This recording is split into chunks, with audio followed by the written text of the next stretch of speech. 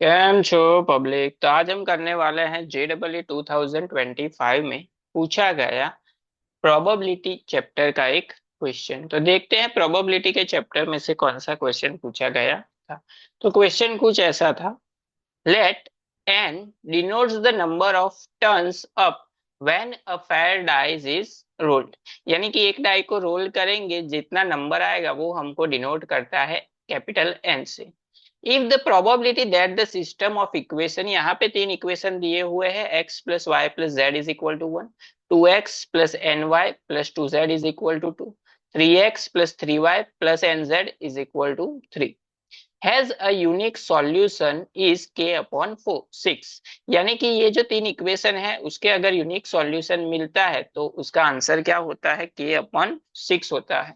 Then the sum of value k, यानी कि k की वैल्यू फाइंड करनी है, and all the possible value of n is how much.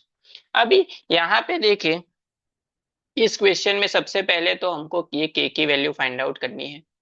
तो k की वैल्यू फाइंड आउट करने के लिए हम क्या करेंगे, इन तीनों इक्वेशन को सॉल्व करेंगे एंड उसके ऊपर से n की वैल्यू फाइंड करेंगे। तो इसको सॉल्व करने के लिए हम यूज करते हैं डिटर्मिनेंट।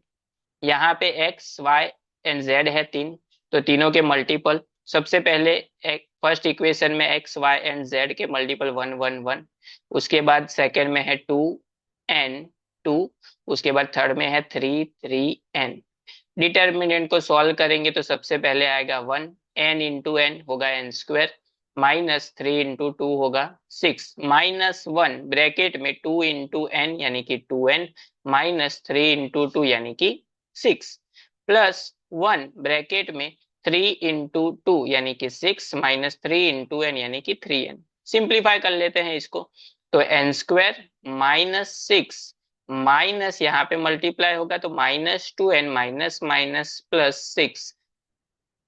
6 माइनस 3n, +6 - 6 यहाँ पे कैंसिल, तो बचा क्या, तो यहाँ पे बचा n square -2n minus 3n plus 6। अभी यहाँ पे देखे इन दोनों में से n, इन दोनों में से कॉमन ले लेते हैं, तो फर्स्ट 2 में से n कॉमन लेंगे तो अंदर बचेगा n-2। इन दोनों में से अगर -3 कॉमन लेंगे तो बचेगा क्या, n-2।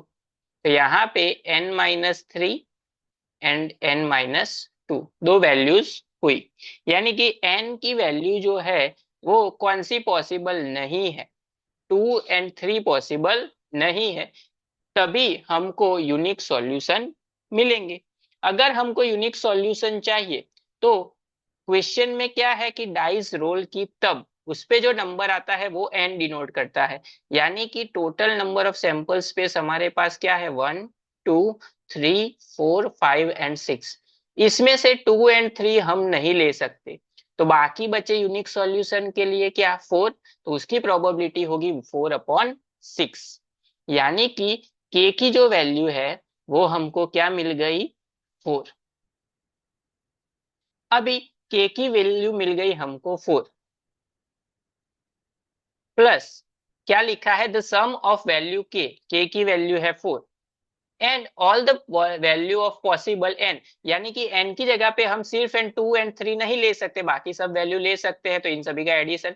तो 4 k की वैल्यू के लिए, +1 +4 +5 +6, यहाँ पे इसका अगर सम करेंगे तो 4 + 1 5, 5 + 4 9, 9 + 5 14, 14 + 4 यानी 14 + 6 यानी कि 20। यानी कि हमारा जो करेक्ट आंसर है वो क्या मिल गया हमको, थर्ड वन जो हमको क्वेश्चन में पूछा गया था। बहुत ही सिंपल क्वेश्चन था।